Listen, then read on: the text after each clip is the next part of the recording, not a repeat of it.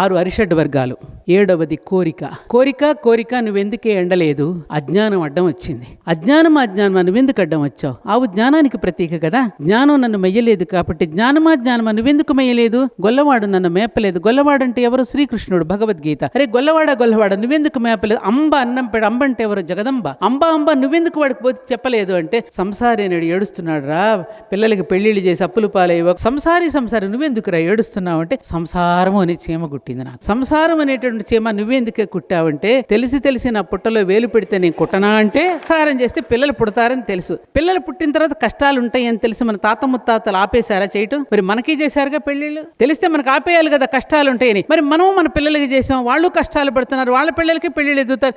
తెలిసి నా బంగారు పుట్టలో వేలు పెడితే నేను కుట్టకుండా ఎలా ఉంటాను అనే కథ చిన్నప్పుడే ప్రతి తల్లి పిల్లవాడిని పక్కలో పడుకోబెట్టుకు నీ కథ ఎప్పుడో చెప్పేసింది.